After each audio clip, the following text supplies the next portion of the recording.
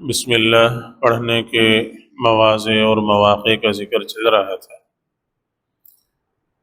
تو گھر سے باہر نکلتے وقت بسم اللہ کا پڑھنا مسنون ہے۔ چنانچہ سنن ابی داود کی روایت ہے،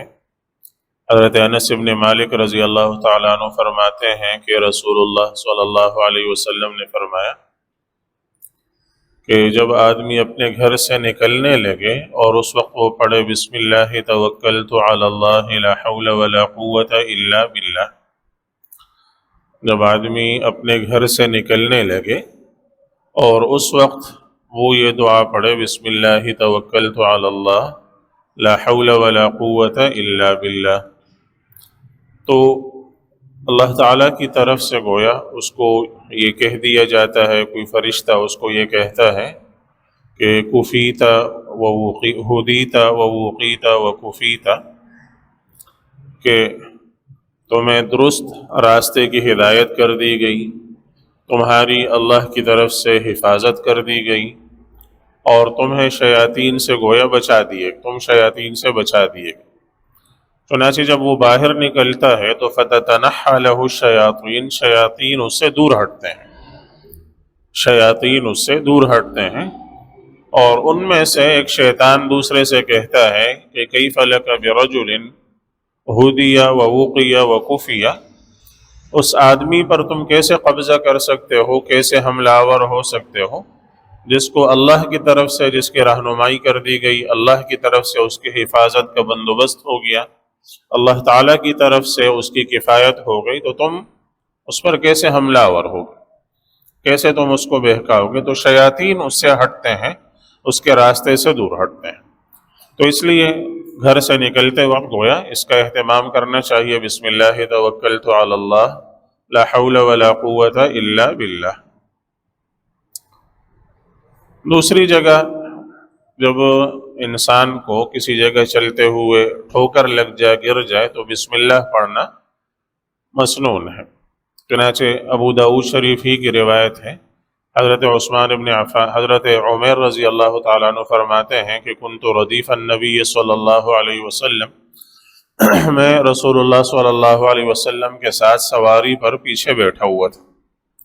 فعسر بالنبی صلی اللہ علیہ وسلم، تو آپ صلی اللہ علیہ وسلم کی اس سواری کو ٹھوکر لگی،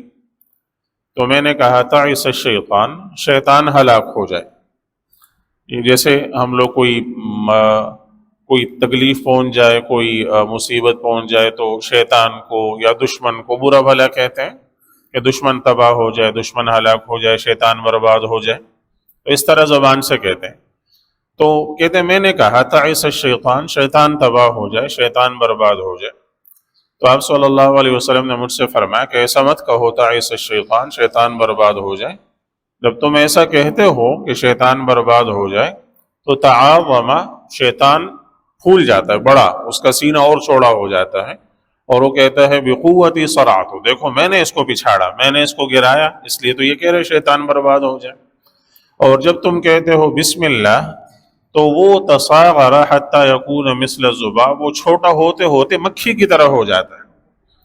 جب تم کہتے ہو شیطان برباد ہو جائے تو شیطان اور پھول جاتا ہے، اور بڑا ہو جاتا ہے، وہ کہتے ہیں دیکھو میں نے اس کو گرایا، میں نے اس کو پچھاڑا ہے، میں نے اس کو گرایا ہے، وہ اور زیادہ پھولتا ہے، خوش ہوتا ہے۔ اور جب تم کہتے ہو بسم اللہ تو وہ چھوٹا ہوتے ہوتے ہوتے بالکل مکھی کی طرح ہو جاتا ہے اللہ تعالیٰ کے نام سے۔ تو اس لیے ایسا مت کہو تعس الشیطان، ایسے کہو بسم اللہ۔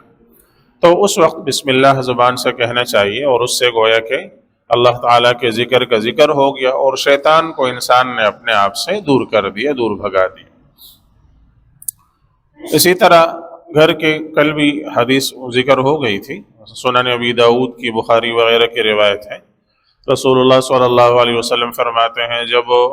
سورج غروب ہو، رات آنے لگے، اترنے لگے، تو اس وقت اپنے بچوں کو گھر سے باہر مت چھوڑو،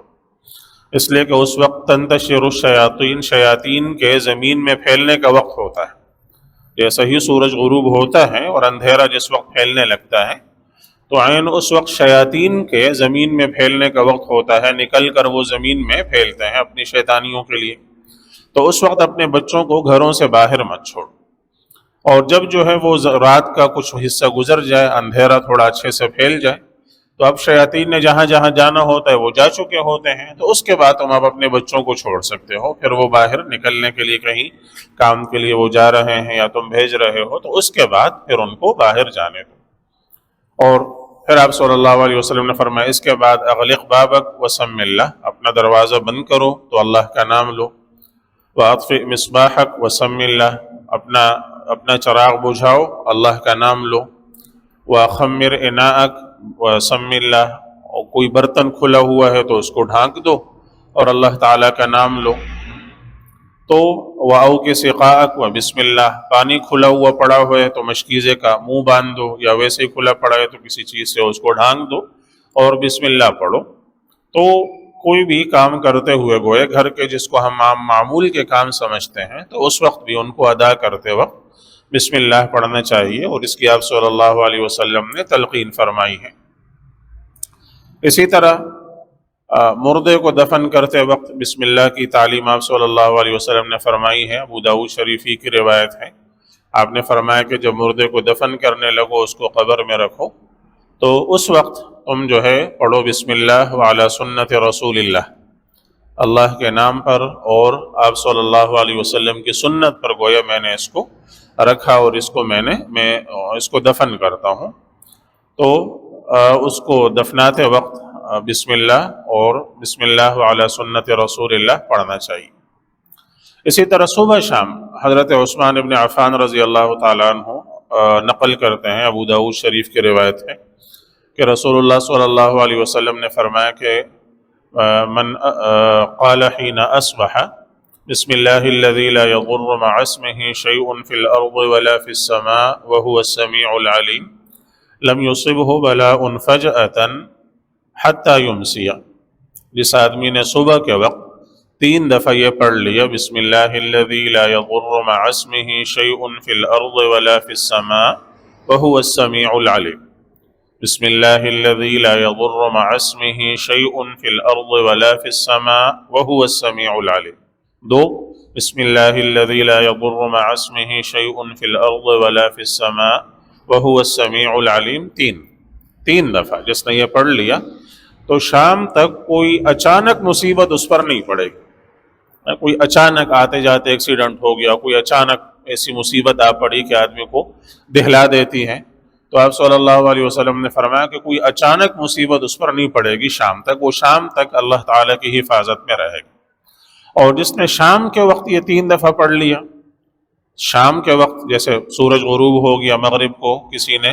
3 دفعہ یہ اسی طرح بسم اللہ یہ 3 دفعہ پڑھ لیا بسم اللہ الذی لا یضر مع اسمہ شیء فی الارض ولا فی السماء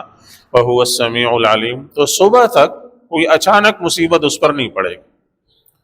معمول کا آنا جانا تو لگا رہتا ہے، کوئی آدمی بیمار ہے تو بیمار ہی چل رہا ہے، لیکن کوئی اچانک مصیبت جیسے آدمی پر پڑتی ہے اور آدمی کا دل و دماغ معاف ہو جاتے ہیں تو ویسا نہیں ہوگا۔ تو اس لیے صبح شام 3 دفعہ اس کے پڑھنے کا اہتمام کرنا چاہیے۔ اس کے علاوہ کوئی بھی اچھا یا بڑا کام کرتے ہوئے، اہم کام کرتے ہوئے بسم اللہ پڑھنا، یہ اس کی تلقین آپ صلی اللہ علیہ وسلم نے فرمائی ہے۔ چنانچہ مسند احمد کی روایت ہے، حضرت ابو ہریرہ رضی اللہ تعالیٰ عنہ فرماتے ہیں کہ رسول اللہ صلی اللہ علیہ وسلم نے فرمایا کل امر ذی بال لم یفتح بذکر اللہ سبحانہ وتعالی ابتر، ہر وہ کام جو بڑا اچھا کام ہو اور اس کی ابتدا اللہ تعالیٰ کے نام سے، اللہ تعالیٰ کے ذکر سے نہ کی جائے تو وہ ناقص رہتا ہے، وہ کامل نہیں ہوتا، اس کا پورا فائدہ آدمی کو حاصل نہیں ہوتا، اس کی پوری برکت آدمی کو حاصل نہیں ہوتی۔ ہونے کو تو شاید جیسا تیسا کام ہو جائے گا، لیکن جو اس کا اصل مقصود ہے، جو اس کا پورا فائدہ ہے، جو اس کا بھرپور نفع ہے، وہ آدمی کو حاصل نہیں ہوتا، وہ ناقص رہتا ہے، نامکمل رہتا ہے۔ تو اس لیے کسی بھی کام کو کرتے وقت ایک مسلمان کو گویا اس کی عادت ہونی چاہیے کہ بسم اللہ اس کی زبان پر ہو اور وہ اللہ تعالیٰ کے نام سے، اللہ تعالیٰ کے ذکر سے اس کی ابتدا کرے، اس کا افتتاح کرے۔ اللہ تعالیٰ ہم سب کو سمجھ کے اور عمل کی توفیق عطا